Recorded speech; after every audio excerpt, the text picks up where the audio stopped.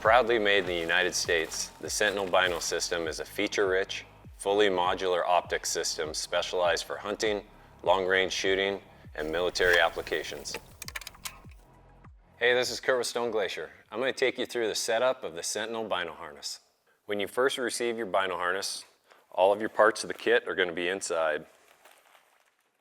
Inside the case, you'll find the harness, one lanyard buckle, 2 webbing keepers, and 2 3/4-inch tri-slides. The first step to assembling the Bino kit is going to be to install the harness. We're going to start by putting the rubber webbing keeper down onto the tails, just like that one's installed. The next step, remove the 3/4-inch side lock, install the tri-slide. I've already completed that on this side. Now you have that on the 3/4-inch webbing for a webbing keeper. Next, we're going to attach the shoulder straps to the harness. Open up the cam buckle. We feed the webbing in from the front. This will cause the webbing tail to go through the back side. And then you can pass the webbing tail through the webbing keeper that you have just installed, then into the back pocket, so you do not have an exposed tail. Then we will repeat on the other side.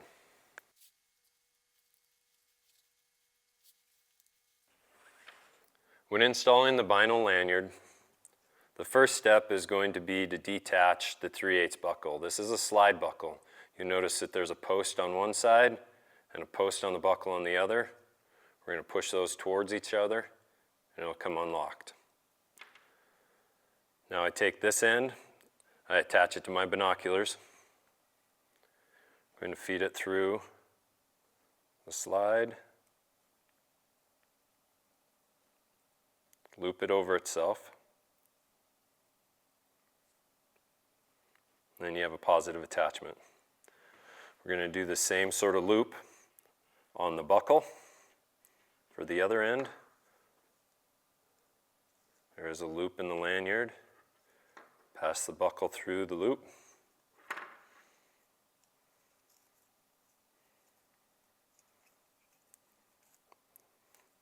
And tighten that loop down. Next, we'll install the buckle onto the webbing on the shoulder straps.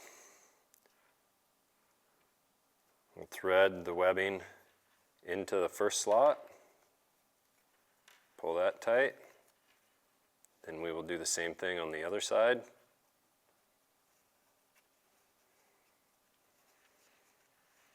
Now the buckle is securely on the webbing. The next step for sizing the hood and the back plate to your binoculars are going to be to take a measurement on the height of your binoculars, and do this with the eye cups extended. So this is where they'll ride. So if we look at these, they're right about 6 3/4. Now, based off of our fit card, we now know the measurements to set both the hood and the back plate. So let's start with the front hood. When I go through, I see 6.75 for a height. I know I'm going to set the front hood height with 1.25 inches of Velcro exposed.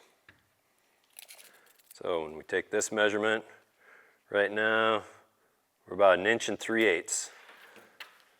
So I'm going to come down just a little bit. Get a quick visual. Make sure that that's centered on there. And we are at 1.25. I'll straighten this side just a little bit. Now the next measurement is going to be on the back plate. The back plate for 6.75 Bino height is 1.75 inches of the back plate exposed.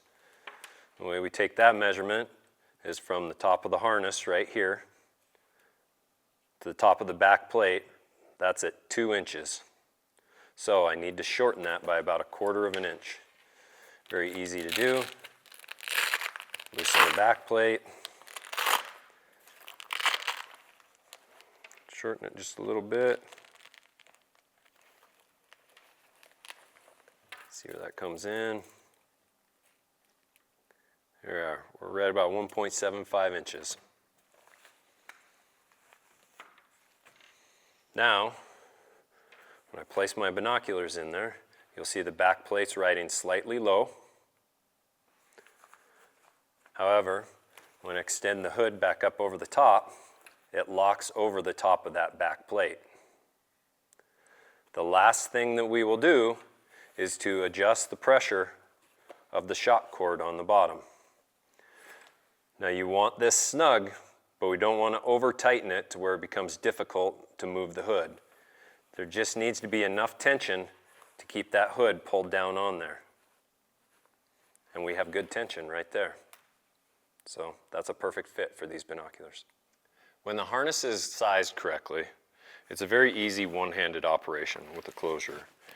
If you do find that it's hard to get closure over the top, this is primarily because the hood is slightly low for the size of binoculars you have. So off of your fit card, this is a good place to start, but if you need to make micro adjustments once you have it on your chest and you're testing it, that's the best thing to do. Now the next thing that we're going to do is attach the lanyard. So it's the slide buckle. Those two slide together and it'll clip together. You can hear it clip. You can also adjust the length of the lanyard using this tri-slide. I like to have this as short as possible and still get the full range of motion when you're glassing, and that will keep the minimal amount of slack on your lanyard. Now, depending on where you prefer to wear the harness in height, the height can be adjusted through these quick detach buckles. Simply pop the buckle open, you can tighten it, or you can loosen it to adjust the ride height up and down. Then feed the webbing back through your webbing keeper. Do this on both sides.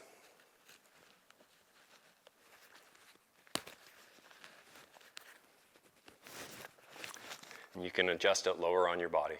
Once you have the bino harness sized correctly, the side 3/4 inch straps, you can run the tails back through the tri-slides for webbing keepers. At this point, you have your bino harness set up. If you have any questions about the Sentinel Bino rig or any of our products, please give us a call at the shop.